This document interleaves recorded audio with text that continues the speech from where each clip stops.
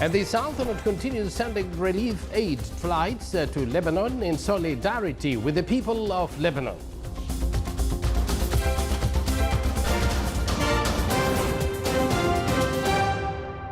And now the news in detail. His Majesty Sultan Haytham bin Tariq sends a cabal of greetings to His Majesty King Mohammed VI of Morocco on His Majesty's birthday.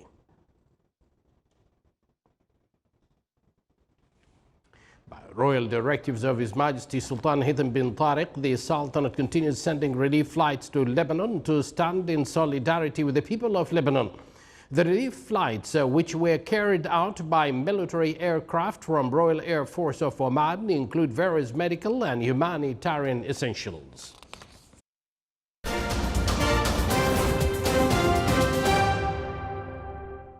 Hundreds of Palestinians yesterday held a protest in the occupied West Bank against last week's announcements that Israel was normalizing ties with the United Arab Emirates. Members of the rival groups Hamas and the Fatah factions of President Mahmoud Abbas' West Bank-based Palestinian Authority took part in the rally in a rare joint initiative. The bombshell announcement last week that Israel and the United Arab Emirates would normalize ties sparked fury among Palestinians, with both Hamas and the PA leadership denouncing the U.S. brokered agreement. Under the deal, Israel said it would suspend its plans to annex Jewish settlements and other territory in the West Bank. Around 2,000 Palestinians took part in the rally at Tarmuz Aya, a village in the north of the West Bank nestled between the cities of Ramallah and Nablus, and clashes took place between protesters and Israeli forces on the outskirts of the village. China's Ministry of Commerce spokesman Gao Feng confirmed today that China and the United States have agreed to hold phone talks in the coming days. Gao made the remarks when asked to comment on reports that the two countries will soon hold talks to evaluate progress of their Phase 1 economic and trade agreement. Data from China's General Administrations of Customs showed that the total value of China-US trade was about $293.36 billion during the first 7 months, declining 3.3% from a year earlier, accounting for 11.8% of China's total foreign trade. Bomb attacks in Kabul and in northern Afghanistan, as well as an ambush in the country's south, killed at least 5 people yesterday and wounded 15. 2 sticky bombs targeted government employees in the Afghan capital, killing 2 people, including a police officer, and wounding 2 others.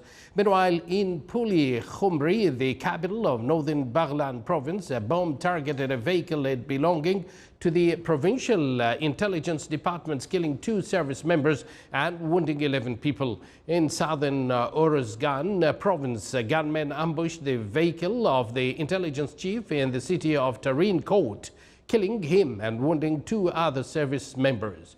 Kabul police said one of the sticky bombs was attached to a police vehicle, while the other was attached to a car belonging to the Education Ministry. Dozens of lightning-sparked wildfires that threatened communities in Northern California and Colorado battle its second largest fire ever as a heat wave supercharged blazes across the U.S. West. A group of fires in Northern California that covers over 46,000 acres had destroyed at least 50 structures in a hill and mountain area near Vacaville in Solano County. The city of 100,000, about 30 miles southwest of Sacramento, was under a partial evacuation order after flames from the El Nu lightning complex fire raced through homesteads and ranches on its west flank. The atmospheric pattern stalking California's record-breaking heat wave has caused extreme lightning storms that helped spark scores of wildfires. Another group of fires called the SCU lightning complex more than doubled in size overnight and is now burning over 85,000 acres. You're watching the Sultanate of Oman television, and later to come in our news bulletin, East Nizwa Souk resumes its commercial activities after more than a 5-month closure.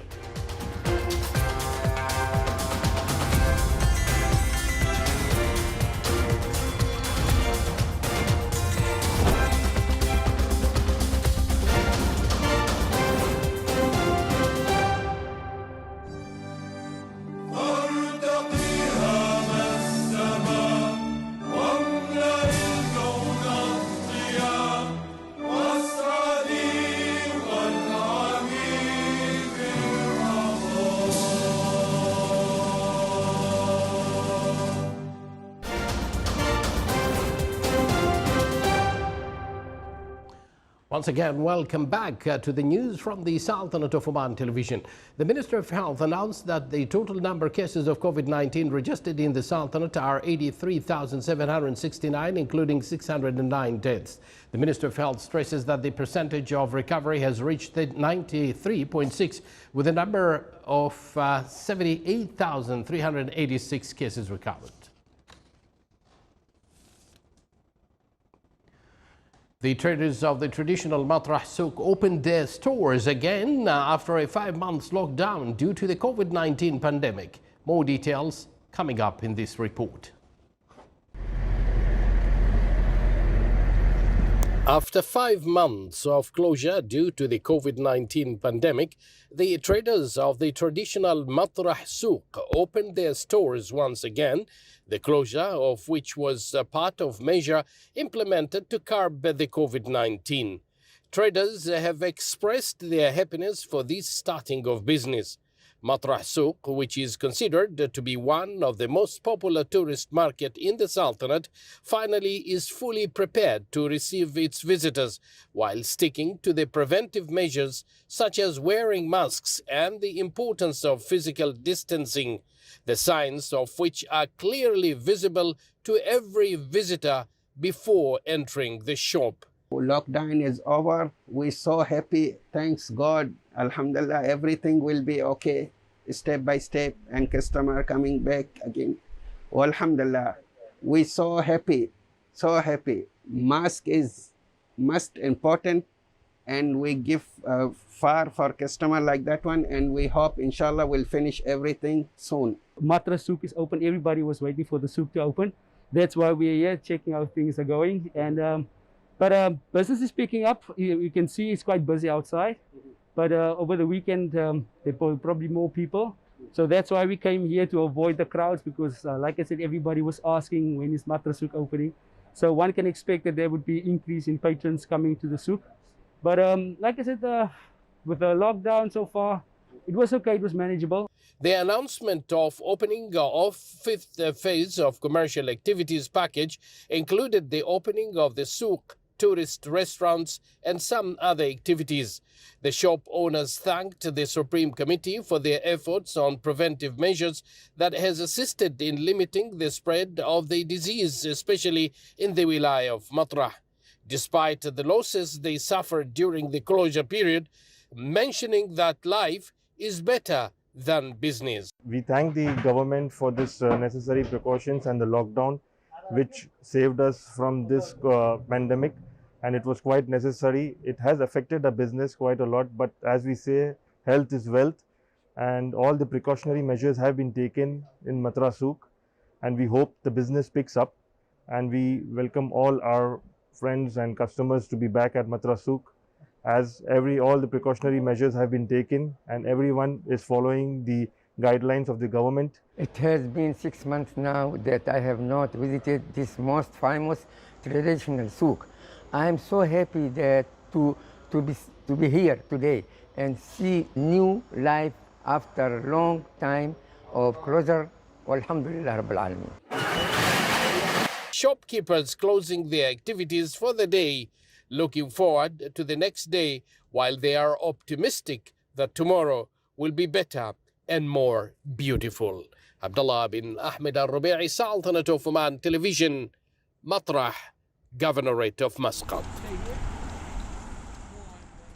Indeed, health is wealth, and we all need to take care of ourselves and follow the precautionary measures continuously.